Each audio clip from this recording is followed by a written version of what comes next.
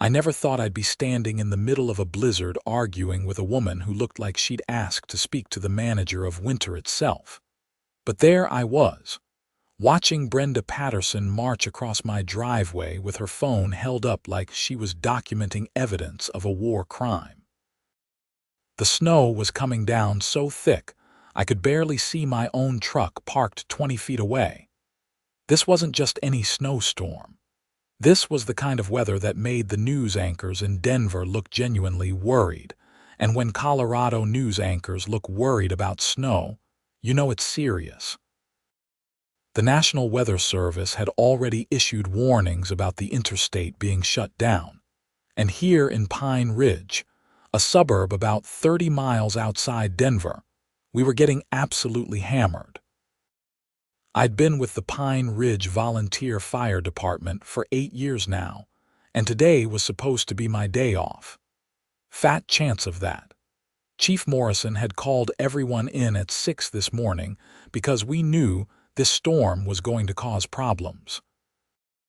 Houses would lose power, elderly folks would need help, and inevitably, someone would do something stupid that required emergency response. What I didn't expect was for the HOA president to become my biggest problem of the day.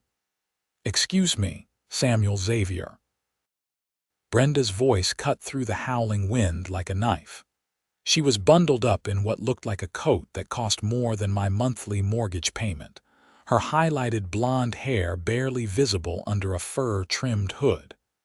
"That snowblower is creating an unreasonable noise disturbance." I shut off the machine, mostly because I needed to hear what insane thing she was about to say next. The silence that followed was filled only by the wind and the soft sound of snow hitting the ground. "Brenda, it's a snowblower. During a snowstorm. That's literally what they're for." She held up her phone, the screen bright in the dim gray light. Section 14. Paragraph 3 of the Pine Ridge Estates HOA bylaws clearly states that power equipment cannot be operated before 8 a.m. on weekends. It's Saturday. It's 9:30. "It's also an emergency situation," I continued, gesturing at the literal wall of white falling from the sky. "In case you haven't noticed, we're in the middle of a blizzard." Brenda's expression didn't change. She had that look that I'd come to recognize over the 3 years I'd lived in this neighborhood, the one that said the rules mattered more than reality. The bylaws don't include exceptions for weather. If we start making exceptions, where does it end? I took a deep breath, trying to remember that I was technically representing the fire department right now, even if I was in my own driveway. "Brenda, I'm clearing my driveway so I can get to the station. We've got 3 emergency calls already this morning, and I need to be available." "Then you should have woken up earlier." She tapped something on her phone. "I'm documenting this violation. That will be a $200 fine." Before I could respond, my radio crackled to life. "All available units, we have a report of a downed power line on Oakmont Drive." "Repeat, downed power line on Oakmont." I grabbed the radio from my belt. "This is Xavier," I copy. "I'm 15 minutes out, need to clear my driveway first." "Copy that, Xavier. Be advised multiple homes in that area are without power." Brenda's eyes narrowed. "Is that a commercial radio?" Section 9 prohibits operating commercial equipment from residential properties. I stared at her, wondering if she was actually serious. The look on her face said she was. "This is emergency services equipment. I'm a firefighter." "A volunteer firefighter." That's not the same as a professional emergency service. This was going nowhere, and I had actual emergencies to deal with. I turned the snowblower back on and continued clearing my driveway.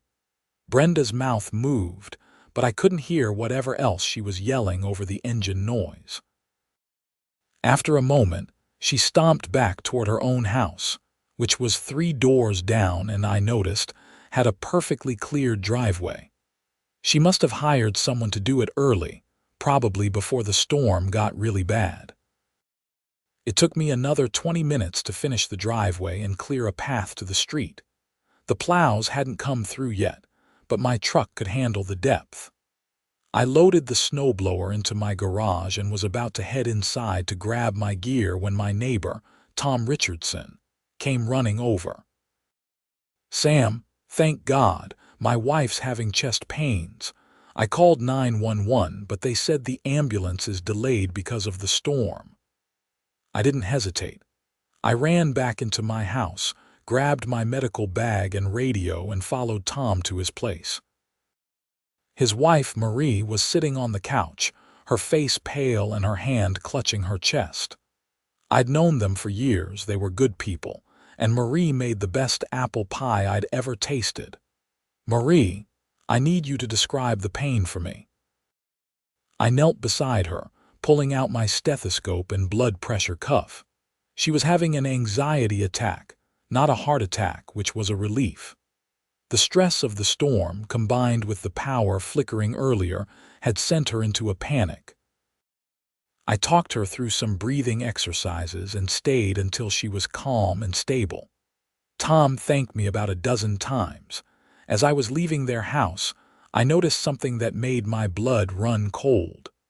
The snowblower was gone from my garage. I ran back across the snow-covered street, my boots slipping on the ice underneath. The garage door was still open, just like I'd left it, but the space where I'd parked the snowblower was empty. Tracks in the snow led from my garage, down the driveway and toward the street, but the falling snow was already filling them in. I checked my security camera, but the blizzard had knocked out my internet, so I couldn't access the footage on my phone. I'd have to wait until the connection came back or check the local storage later. The radio crackled again. "Xavier, what's your status?" "Chief, I've got a problem. Someone stole the department's snowblower from my garage." There was a long pause. "Say again." "The snowblower. The one the department keeps at my place for neighborhood emergencies. It's gone. Stolen within the last 30 minutes. "You're kidding me." Chief Morrison's voice had that edge to it that meant someone was about to have a very bad day. "That's department property. That's theft of emergency services equipment." "I know. I'm going to make some calls, see if any neighbors saw anything." "Do that, and then get to the station. We need all hands on deck. I'll call the police about the snowblower." I started with Tom, but he hadn't seen anything. The next house was the Johnsons, but they weren't home. Then I went to Mrs. Chen's place. She was retired and spent most of her time watching the neighborhood through her front window, which normally would be creepy, except right now it was exactly what I needed. "Oh, Sam." She answered the door in her bathrobe, her gray hair in curlers. "Terrible storm, isn't it, Mrs. Chen? Did you see anyone near my garage in the last half hour?" Her eyes lit up. She loved being helpful, especially when it came to neighborhood drama. "I did, that awful HOA woman, Brenda. I saw her walking up your driveway with some young man. They went into your garage and came out with your snowblower. The young man was pushing it. Did you see where they went?" "Down toward Maple Street. I thought it was strange, but I figured maybe you'd hired someone to fix it or something." I thanked her and immediately called the police non-emergency line. Given the storm, I expected to be on hold forever, but surprisingly, someone answered within a few rings. "Pine Ridge Police. This is Officer Davidson." "Hi, this is Samuel Xavier on Birch Lane. I need to report a theft. Someone stole a snowblower from my garage about 30 minutes ago." "Sir, with all due respect, during this storm, we're prioritizing life-threatening emergencies. A stolen snowblower can be reported online and we'll follow up when conditions improve." "I understand, but this isn't just my snowblower. It belongs to the Pine Ridge Volunteer Fire Department. It's emergency services equipment, and I have a witness who saw the HOA president taking it." The tone of the conversation changed immediately. "Emergency services equipment? Hold on. I heard typing, then muffled conversation. Officer Davidson came back on the line. "Sir, I'm going to need you to come to the station to file a formal report, and I'm sending someone to take a statement from your witness." "What's the address?" I gave him Mrs.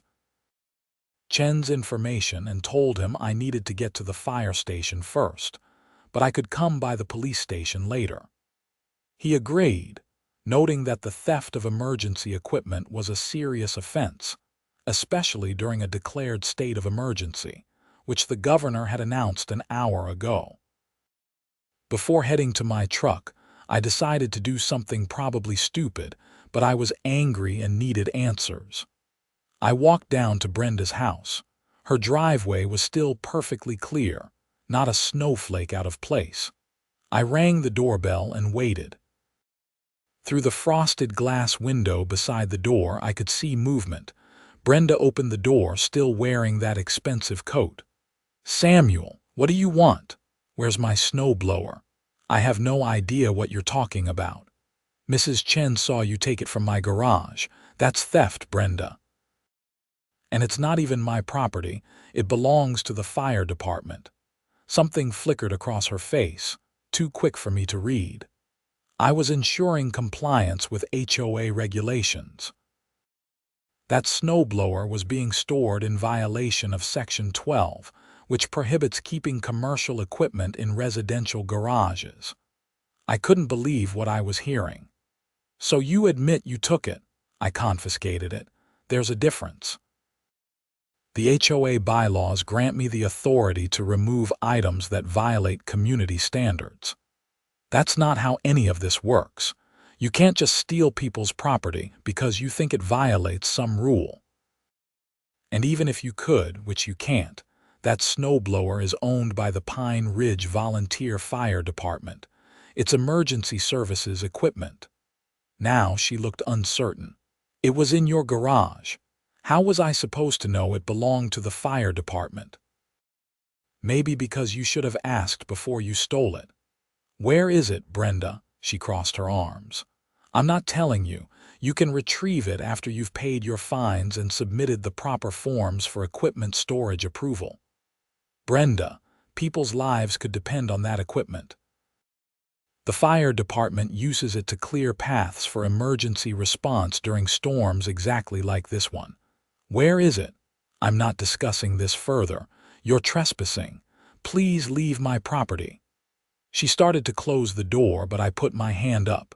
"The police are already involved. This isn't an HOA matter anymore. This is theft of emergency services property during a state of emergency. That's a serious crime." The door slammed in my face. I stood there for a moment, snow accumulating on my shoulders, trying to process what had just happened. Then my radio crackled again. "All units, we have a structure fire on Oakmont Drive. Repeat, structure fire at 2847 Oakmont Drive. Xavier, that's near the downed power line from earlier." I ran back to my truck and headed to the station, my mind racing. The snowblower would have to wait. Right now, someone's house was on fire. The drive took 30 minutes instead of the usual 15. The roads were terrible, and even with four-wheel drive, I was sliding all over the place. When I got to the station, Chief Morrison was already gearing up. "Xavier, you're with me on engine 2. Martinez and Stevens are taking the rescue truck." "Chief, about the snowblower, I called the police. They're treating it as theft of government property. Right now, we've got bigger problems. That house fire is spreading and we can't get water pressure because the hydrants are frozen over." The next few hours were a blur of smoke, ice, and exhaustion.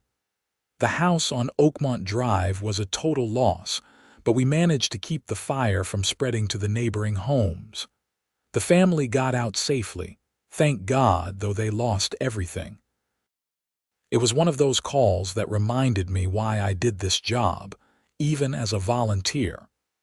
People needed help, and sometimes we were the only ones who could provide it. By the time we got back to the station, it was past 3 in the afternoon. The storm was still going strong, showing no signs of letting up. Chief Morrison called me into his office. "Sam, I got off the phone with the police chief. They're taking this snowblower thing seriously. Real seriously. Apparently, under Colorado law, interfering with emergency services equipment during a declared emergency is a Class 4 felony." I sat down heavily in the chair across from his desk. "I just want the snowblower back, Chief. I don't want to ruin anyone's life over this. I know you don't.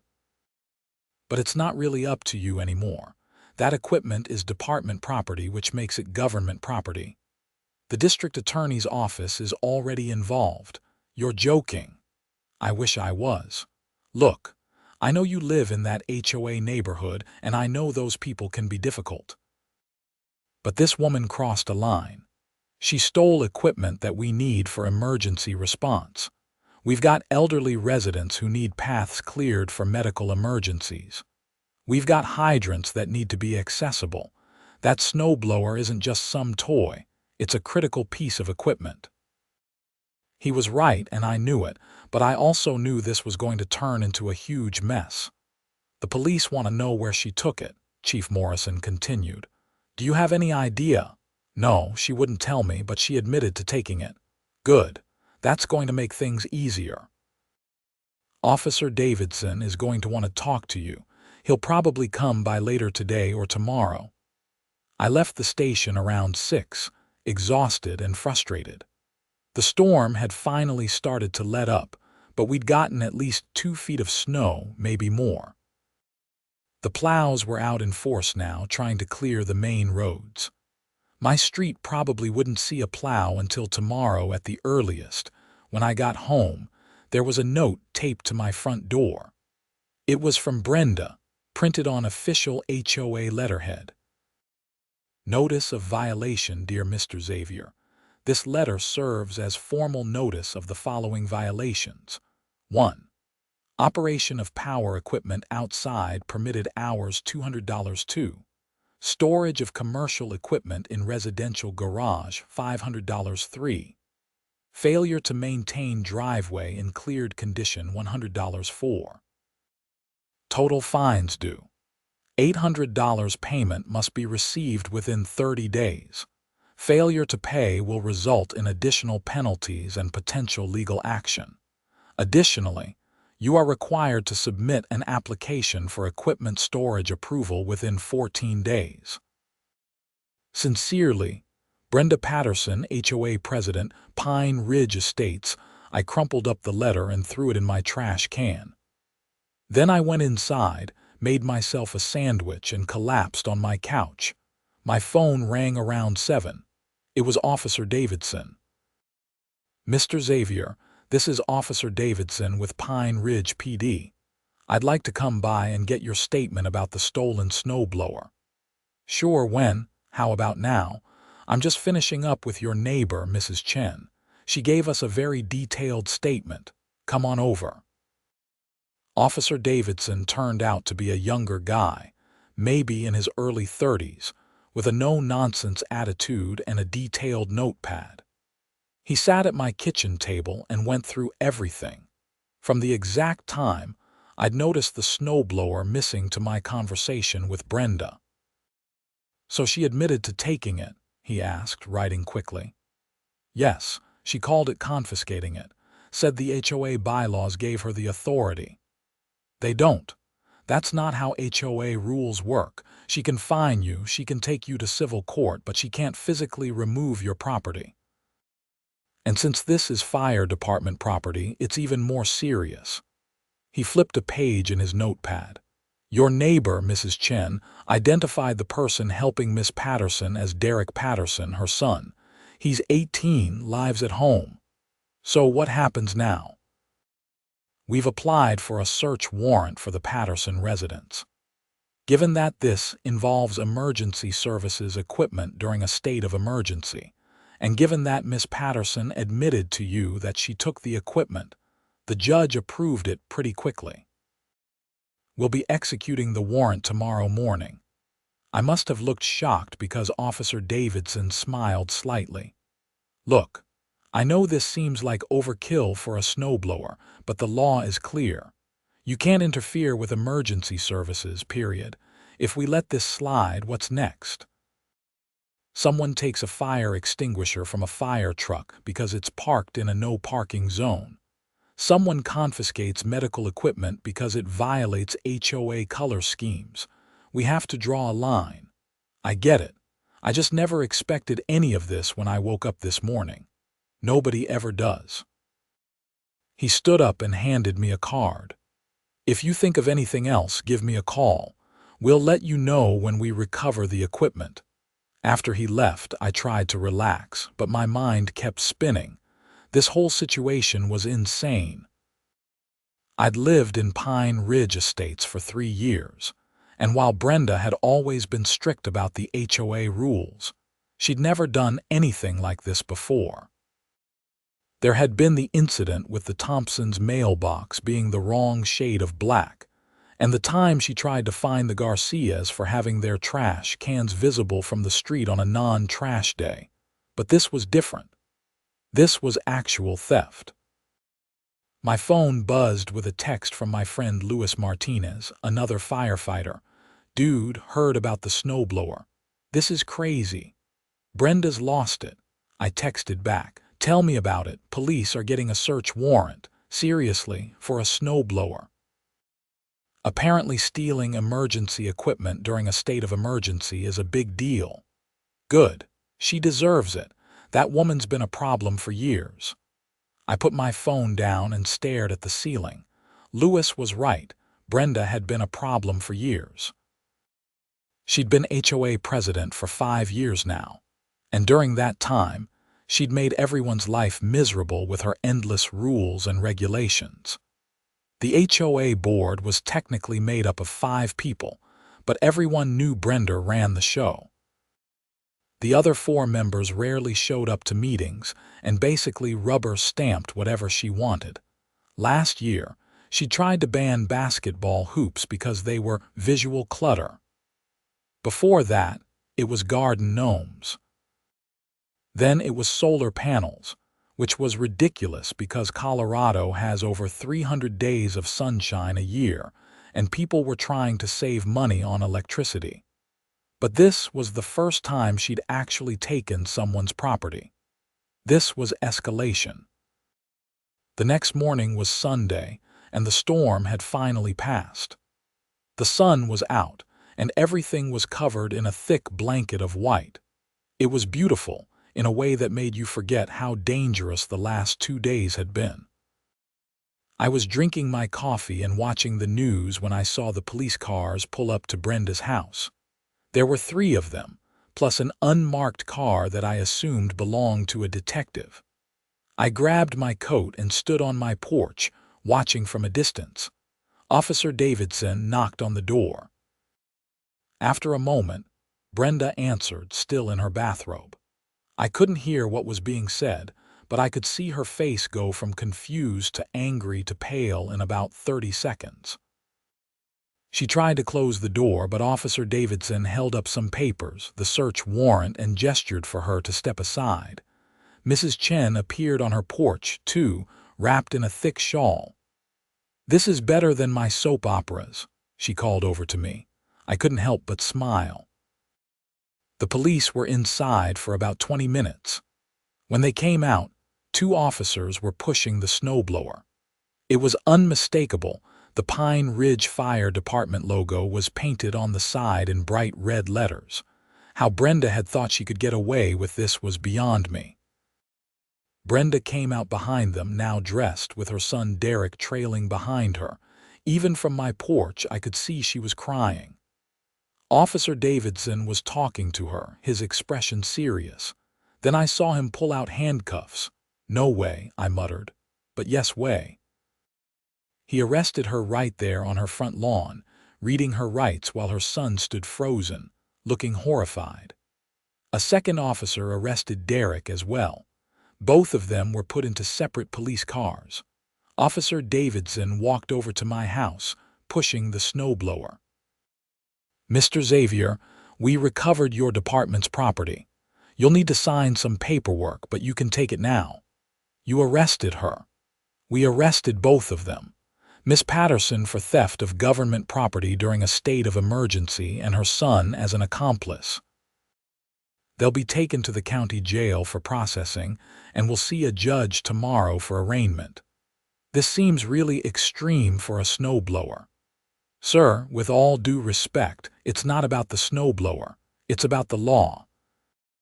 Colorado Revised Statutes, Section 18.4.401, covers theft, and Section 18.8.302 covers interference with emergency services. Miss Patterson violated both during a declared state of emergency. Add to that the fact that she essentially admitted to the crime and refused to return the property, and we have a clear case. He had me sign some forms confirming the snowblower was department property and that it had been recovered in good condition. Then he and his team left, taking Brenda and Derek with them. I stood in my driveway looking at the snowblower. The whole neighborhood had come out to watch the show. Tom and Marie from across the street, the Johnsons from next door, Mrs. Chen, the Garcia family, and about a dozen others. Everyone was talking at once, asking questions, spreading rumors. My phone rang. It was Chief Morrison. Sam, I heard they recovered the snowblower and made arrests. Is that true? Yes, Chief. I'm looking at the snowblower right now, and yes, they arrested Brenda and her son. Jesus. This is going to be all over the news. He was right about that. By noon, the story had hit the local news websites.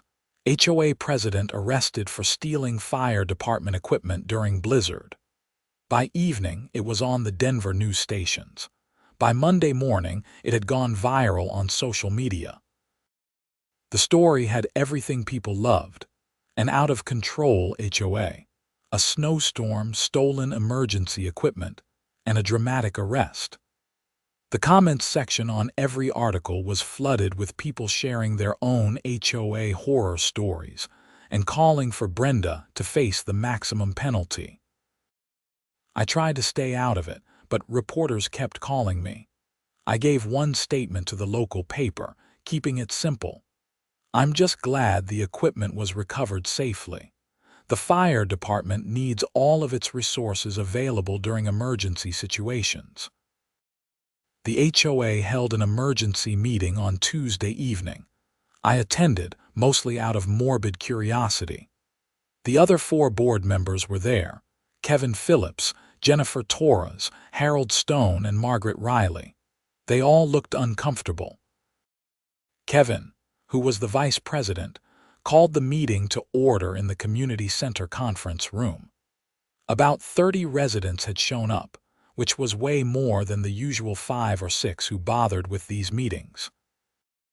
As you're all aware, Kevin began, Brenda Patterson has been arrested and is currently facing criminal charges. She has resigned from her position as HOA president, effective immediately. The board needs to elect a new president and address the current situation.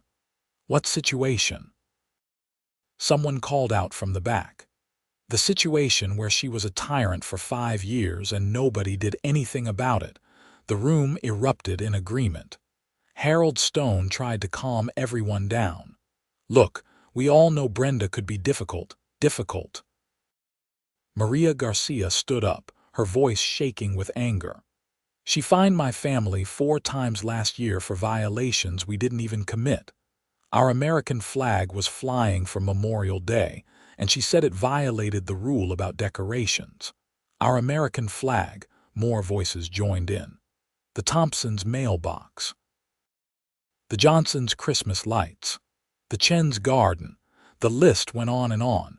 Every person in that room had a story about how Brenda had made their life harder with her rules. I raised my hand. Kevin pointed at me. Sam, I just want to say that I never wanted any of this. I just wanted my snowblower back so I could do my job. But I think this is a wake-up call for all of us. HOAs are supposed to help maintain property values and create a nice community. They're not supposed to make people miserable. Maybe we need to review the bylaws and see what needs to be changed. The room applauded. Jennifer Torres, who'd been quiet until now, nodded. Sam's right. I've been on this board for 3 years and I've been too scared to speak up against Brenda. That's on me, but we can do better. The meeting lasted 2 more hours. By the end, Kevin had been elected as the new president, and the board had voted to form a committee to review and revise the HOA bylaws. Several of the more ridiculous rules, including the one about power equipment hours and the one about storage in garages, were suspended immediately pending review. It felt like a victory, but I couldn't shake the feeling that Brenda's life was being destroyed over this. The arraignment happened on Wednesday. I didn't attend, but Officer Davidson called me afterward to fill me in. Miss Patterson and her son were both charged. She's facing class for felony theft and interference with emergency services. Her son is being charged as an adult with the same crimes. Their lawyer tried to argue that she believed she had the authority under HOA rules, but the judge wasn't buying it. They were released on bond with conditions. What kind of conditions? She can't leave the state. She has to surrender her passport, and she's not allowed to act in any official HOA capacity. Her son has similar restrictions. What's the likely outcome? Hard to say. If she takes a plea deal, she's probably looking at probation and restitution. If she takes it to trial and loses, she could face up to 6 years in prison. 6 years. For a snowblower. It seemed insane, but then again, she'd stolen emergency equipment during a crisis. People could have died because that snowblower wasn't available. A week later, I got a call from a lawyer. Not Brenda's lawyer, but her son's. Mr. Xavier, my name is Robert Castellano and I'm representing Derek Patterson. I was hoping we could meet and discuss the situation. I don't think that's appropriate. This is a criminal case. I understand. But Derek is 18 years old. He just graduated high school and he's looking at potential prison time because he helped his mother move a snowblower. He didn't know it belonged to the fire department. He didn't know it was a crime. He was just doing what his mother told him to do.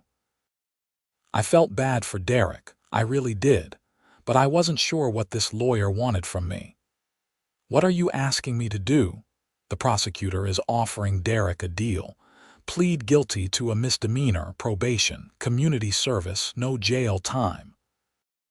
But they want a statement from you saying you believe Derek was acting under his mother's direction and didn't have criminal intent. Did he know it was my property? There was a pause. He says his mother told him you'd agreed to let her store the snowblower at the community center and that they were just moving it. He claims he had no idea it was being stolen. Is that true, Mr. Xavier? Derek is a good kid. He's never been in trouble. He's enrolled at community college for the fall. He made a mistake by trusting his mother, but he didn't set out to commit a crime. I thought about it. Derek had always seemed like a decent kid. I'd seen him around the neighborhood, helping elderly neighbors with their groceries, mowing lawns in the summer. He didn't deserve to have his life ruined over this. I'll give a statement, but I need to talk to him first. Of course. I'll arrange a meeting. We met at a coffee shop in Denver 2 days later. Derek looked terrible. He was a tall kid, gangly, with dark hair and his mother's sharp features. But where Brenda always looked angry, Derek just looked scared. Mr. Xavier, he said as soon as I sat down. I'm so sorry. I swear I didn't know it was stolen. My mom said you'd asked her to move it and I was just helping her. Derek, I need you to be honest with me. Did you actually believe that? Because I never talked to your mom about the snowblower and I barely talked to her at all. He looked down at his coffee cup. I don't know. I guess I didn't really think about it. My mom has this way of making everything sound official and legitimate. She said it violated HOA rules and needed to be moved to the community center storage unit, and I just believed her.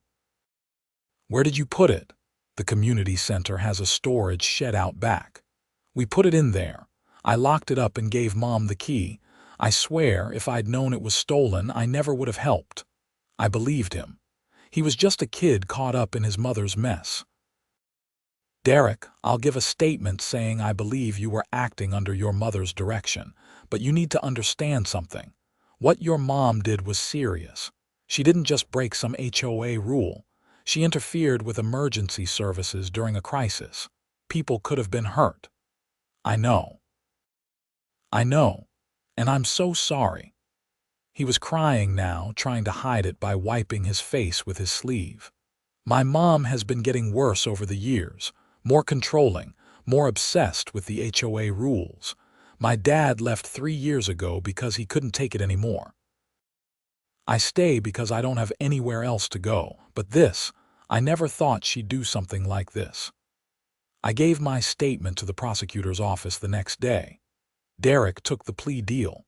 Misdemeanor theft, 1 year probation, 200 hours of community service, and mandatory counseling. He'd have a record, but he wouldn't go to prison. Brenda's case was more complicated. Her lawyer, a sharp woman named Patricia Vollmer, tried every angle. She argued that Brenda had acted under a mistaken belief about her authority as HOA president. She argued that Brenda had mental health issues that clouded her judgment. She even tried to argue that the fire department's practice of storing equipment at volunteers' homes was irregular and contributed to the confusion. Nothing worked. The evidence was overwhelming. Mrs. Chen's testimony, my testimony. The security footage from other neighbors' cameras that showed Brenda and Derek taking the snowblower. And most damning of all, Brenda's own admission to me that she'd taken it and refused to return it. The district attorney offered her a plea deal. Plead guilty to a Class 5 felony theft charge. The interference charge would be dropped. 3 years probation, 500 hours of community service, restitution to the fire department for legal costs and the time spent dealing with the theft, and a permanent ban from serving on any HOA board. Patricia Vollmer called me to see if I'd be willing to make a statement supporting leniency for Brenda.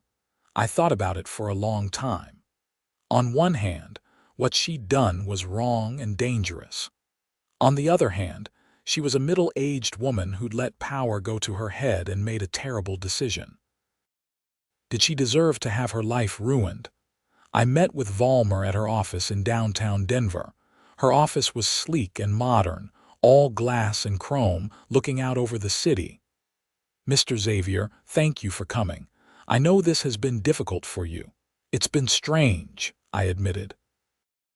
I never wanted any of this. I understand. But here's the reality. My client is facing serious criminal charges. If she takes this to trial and loses, she could face actual prison time. The prosecution has an airtight case.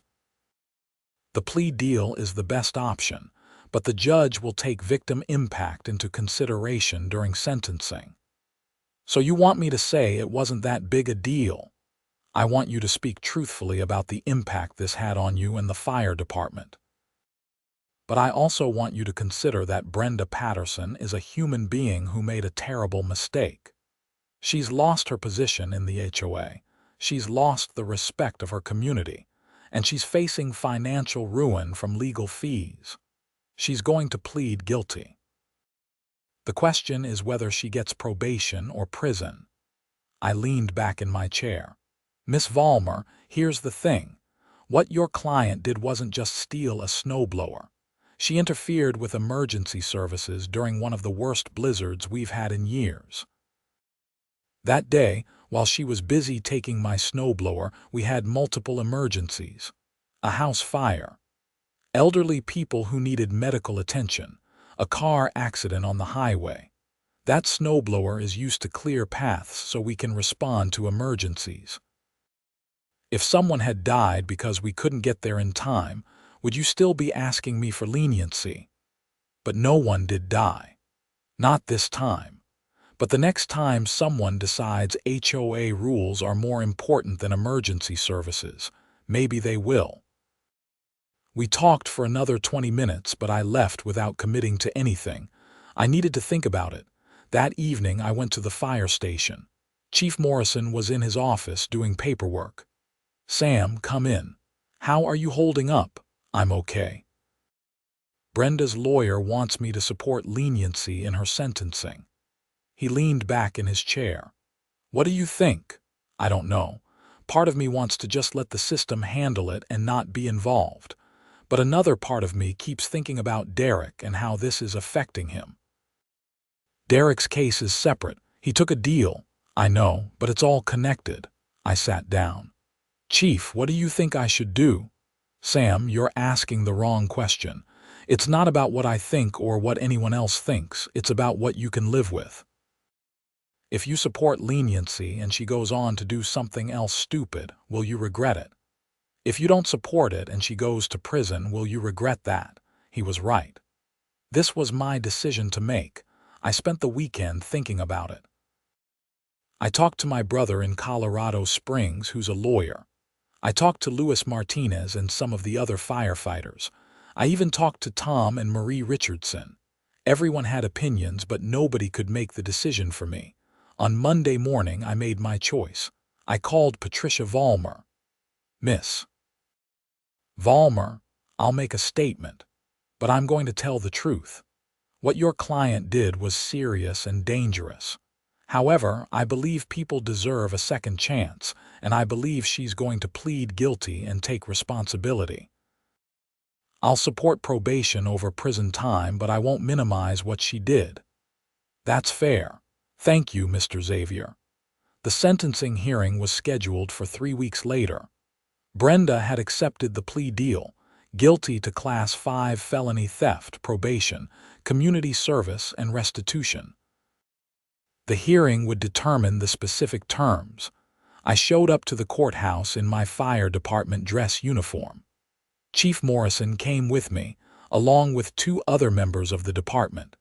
We wanted the judge to understand that this was serious to us. The courtroom was modern and sterile, all blonde wood and fluorescent lights. Brenda sat at the defendant's table with Patricia Vollmer, wearing a conservative blue dress and looking smaller than I'd ever seen her. Derek was in the gallery with who I assumed was his father, a tired-looking man in an ill-fitting suit. The prosecutor, a sharp young woman named Amanda Crawford, called me as a witness. "Mr. Xavier, please describe the events of March 16th and the impact of the defendant's actions." I told the story again, keeping it factual. The storm, the emergencies, discovering the snowblower missing, Brenda's refusal to return it. In your professional opinion as a firefighter, what was the potential impact of not having that equipment available? The snowblower is essential for clearing paths during winter emergencies. We use it to access fire hydrants, clear paths to homes for medical emergencies, and ensure our vehicles can reach locations quickly. Not having it available during that storm could have cost lives. Thank you. No further questions. Patricia Vollmer stood up for cross-examination. "Mr. Xavier, you stated that not having the snowblower could have cost lives. Did it actually cost any lives?"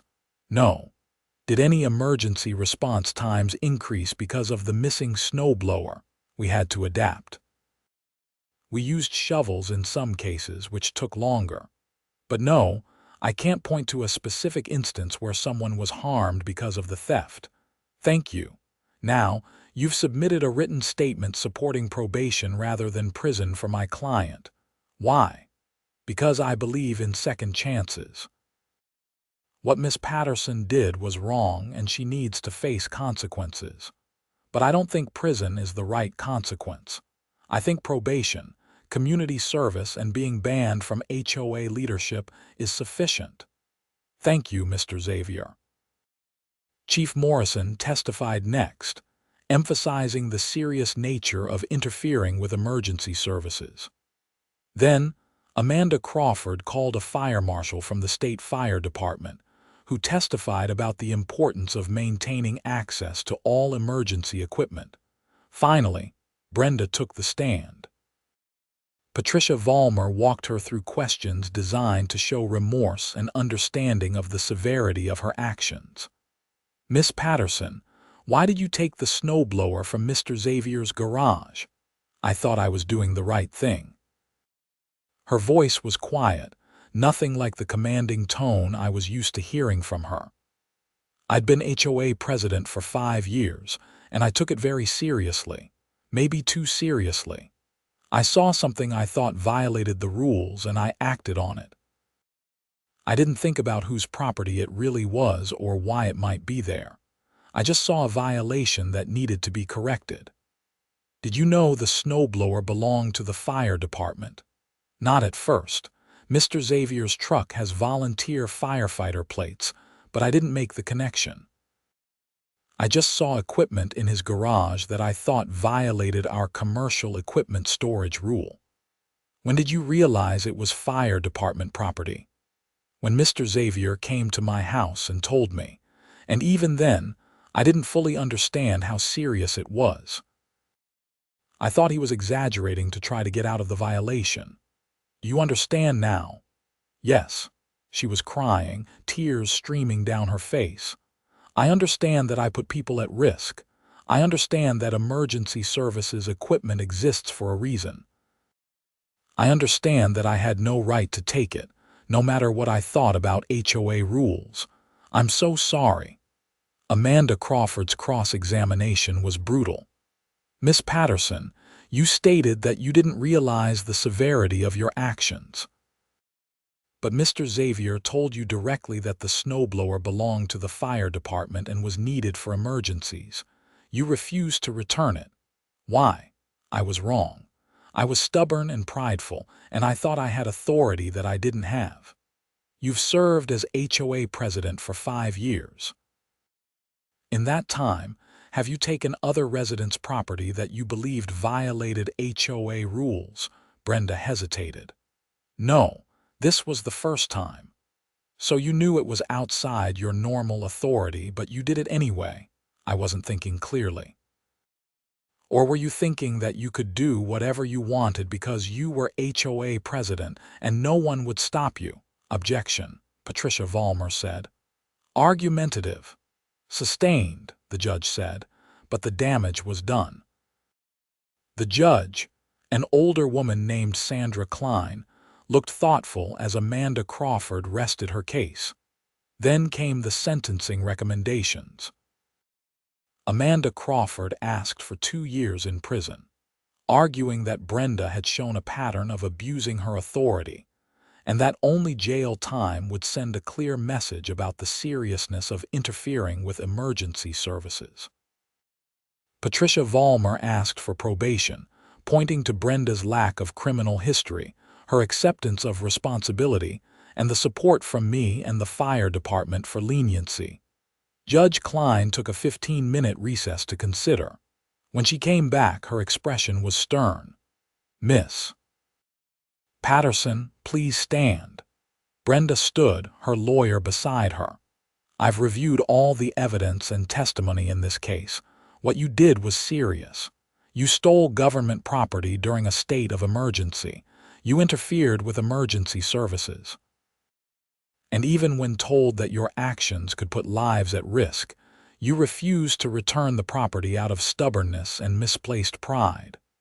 However, I also note that this is your first criminal offense. You've pleaded guilty and accepted responsibility. And importantly, the victim in this case, Mr. Xavier, has spoken in support of probation rather than prison. Therefore, I'm sentencing you to 5 years of supervised probation.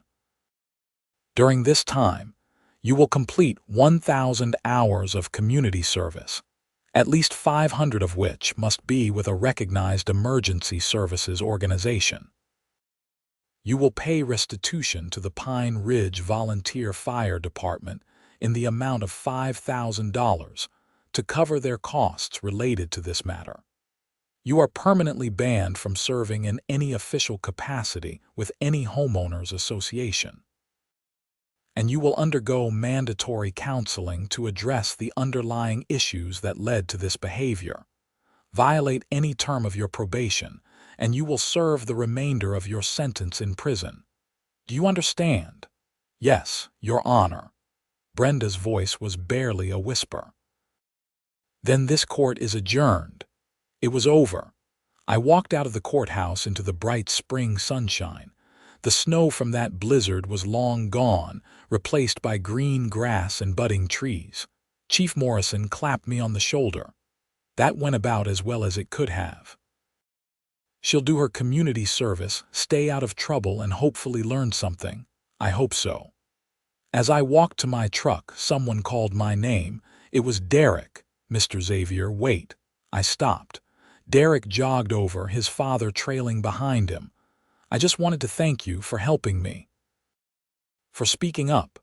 I start my community service next week at the animal shelter, and I'm enrolled at community college for the fall. I'm going to make something of myself, I promise. I believe you, Derek. Just remember this lesson. Authority without accountability becomes tyranny. That's what happened to your mom. Don't let it happen to you. He nodded seriously. I won't. I promise. Life slowly returned to normal after that. The HOA, under Kevin's leadership, became much more reasonable. They revised the bylaws to remove or modify dozens of ridiculous rules. They established a formal appeals process for violations. And they put term limits on board positions so no one could become a dictator like Brenda had. Brenda completed her community service at the fire department, of all places. Chief Morrison assigned her to administrative work, filing, organizing equipment inventories, and helping with public education programs. I saw her there occasionally. She was quiet and kept to herself, but she seemed to be genuinely trying to make amends. The story eventually faded from the news, though it still came up occasionally on social media when people shared HOA horror stories. I gave a few interviews about the importance of keeping emergency equipment accessible and the need for HOA reform, but mostly I tried to stay out of the spotlight. Derek ended up doing well. He finished his community service, got good grades at community college, and eventually transferred to the University of Colorado. He sent me a graduation announcement when he finished his bachelor's degree in social work. I sent him a card. As for me, I'm still with the Pine Ridge Volunteer Fire Department, still living in the same house on Birch Lane. The snowblower is still in my garage, right where it belongs. And whenever it snows, I make sure to clear my driveway promptly, though now I don't have to worry about someone complaining about the noise. The whole experience taught me a lot about power, authority, and community. HOAs exist to serve the community, not to control it. Rules exist to help people live together peacefully, not to give petty tyrants a platform for their need to dominate. And sometimes, the most important thing you can do is stand up for what's right, even when it's uncomfortable. Even when it leads to someone getting arrested on their front lawn. Even when it becomes a viral news story. Because at the end of the day, emergency services matter more than HOA rules. Lives matter more than lawn decorations. And common sense should always trump rigid adherence to arbitrary regulations. I think Brenda eventually learned that lesson, though it cost her dearly. Derek definitely learned it, and the Pine Ridge Estates HOA learned it as a community. As for the snowblower that started it all, it's still going strong. We used it just last winter during a smaller storm, clearing paths to 3 different homes where elderly residents needed medical attention. It did its job perfectly. And isn't that what emergency equipment is supposed to do? Be there when you need it, ready to help, no bureaucratic nonsense required. I guess you could say that snowblower saved lives after all, just not in the way anyone expected. It saved lives by teaching a community what really matters. And sometimes, That's the most important kind of rescue there is. The pine trees around Pine Ridge are beautiful in all seasons, covered in snow in winter, green and full in summer. I still love living here. The neighbors are friendlier now, more willing to help each other without worrying about HOA violations. Last summer, we had a block party, the first in years, and almost everyone came. Tom and Marie Richardson brought their famous potato salad. The Garcia family set up a grill and made amazing carne asada. Mrs. Chen made dumplings that disappeared in minutes. Even Kevin, our new HOA president, showed up with his family and spent the evening playing cornhole instead of talking about violations. It felt like a real community, maybe for the first time since I'd moved here. Someone asked me about the snowblower incident, because of course they did. It's become neighborhood legend at this point. I kept my answer brief. Sometimes bad things have to happen before things can get better, but we're better now and that's what matters. And I meant it. We were better. The HOA was better. The neighborhood was better. Even Brenda was probably better, though I hadn't talked to her beyond basic pleasantries during her community service. As the sun set that evening, turning the sky pink and orange over the Rocky Mountains in the distance, I looked around at my neighbors laughing and talking and just enjoying each other's company. This was what a community should be. Not perfect people following perfect rules, but real people trying their best, helping each other when things go wrong, and remembering that we're all in this together. And if that meant defending a snowblower from an overzealous HOA president, well, that was a small price to pay for learning such an important lesson. I raised my beer toward the mountains in a silent toast, to second chances, to community, to emergency services, and yes, to snowblowers. Because you never know what's going to change your life. Sometimes it's big and dramatic. Sometimes it's small and ridiculous. And sometimes it's a bright red snowblower with a fire department logo, sitting in your garage, waiting for the next storm.